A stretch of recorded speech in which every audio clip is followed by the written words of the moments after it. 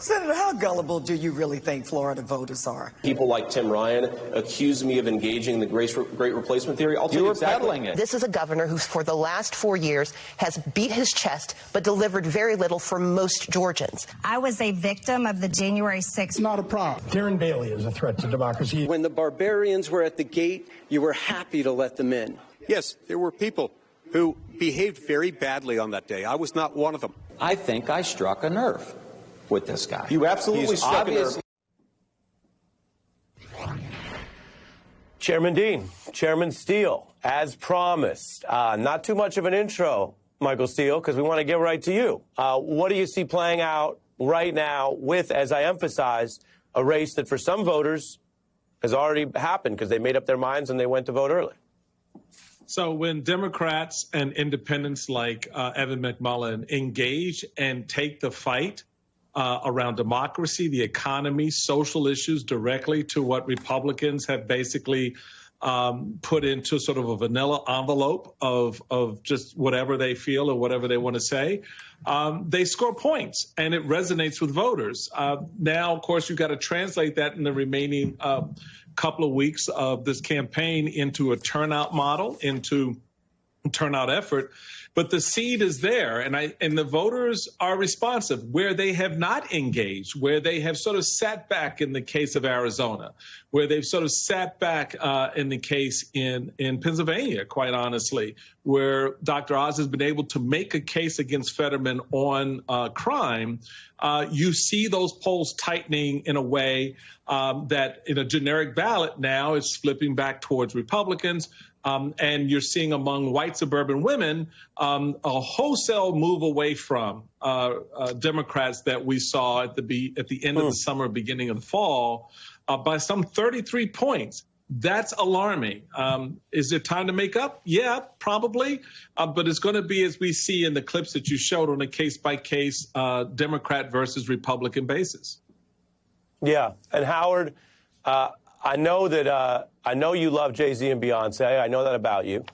So I know you know the statement, what's better than one billionaire? Two. And what's better than one party chair? Two. And I emphasize this because a lot of people talk it. Not a lot of people have sat in the position that you both sat with these diverse Big Ten parties, or in the case of the current Republican Party, perhaps a smaller tent, and really dealt with it. So what do you see, Chairman Dean, if you're looking at the Democrats on your side here in October with some of these indicators going a little bit, at least, against them? Actually, I don't think they are going against them. That was a bit of packed journalism for a week. As you know, the New York Times wrote a headline that was inaccurate based on a poll of 700 national voters. How you can predict a local races in Pennsylvania and Ohio on 700 national voters, I have yet, and it certainly wasn't explained in the article. And then, as always happens, Politico and everybody else jumped right in because they can't let somebody else have the story. So we had a week of packed journalism. I'll make this prediction right now. We'll pick up 2 to 3 in the Senate, and we're going to pick up the House. Pick up seats in the House, not lose them. I think we'll take 2 seats more than we have today in the House. And it's just because when you see these early turnout figures, and you better be one of them if you're watching this, that is a very good thing for people who are angry. And the people who are really angry right now are the Democrats.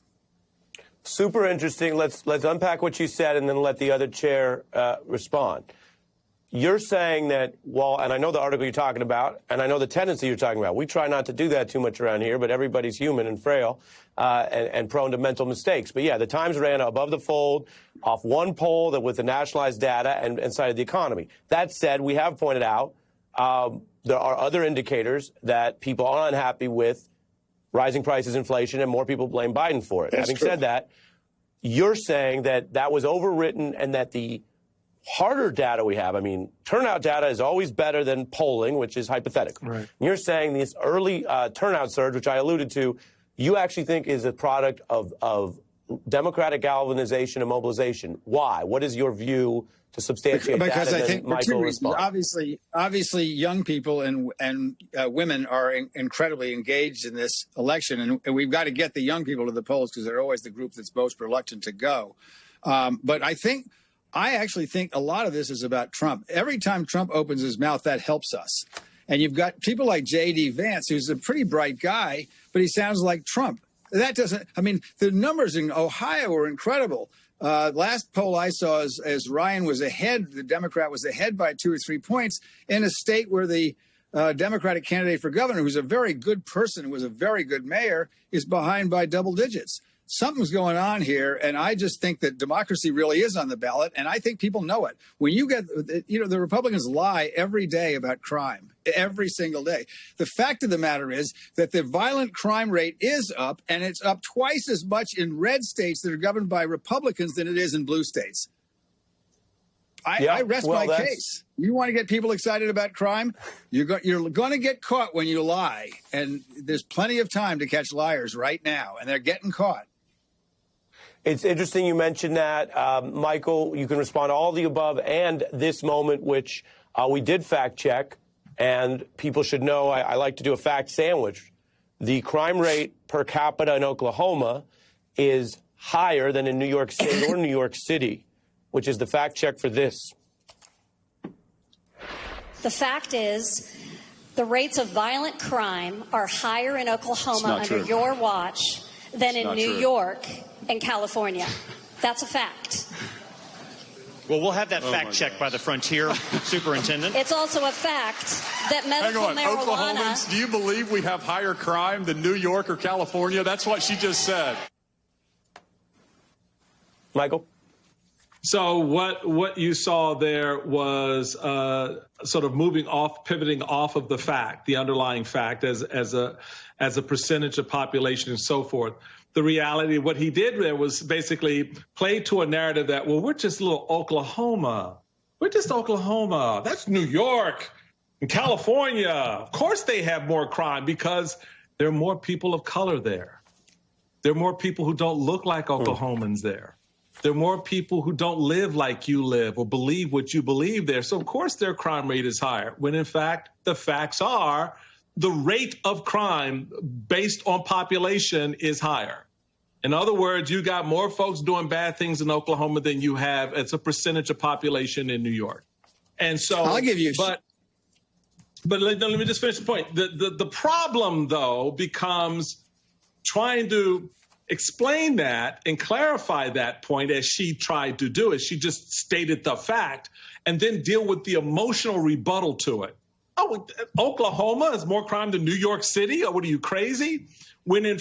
So that's always been the rub for Democrats, is that they're down on the data, they're right on the statistics, but the narrative, the expression, the messaging is where they come up against that wall to get people over the hurdle so that they understand when they state the data, the emotion behind it is commensurate or the same, right? In terms of truth.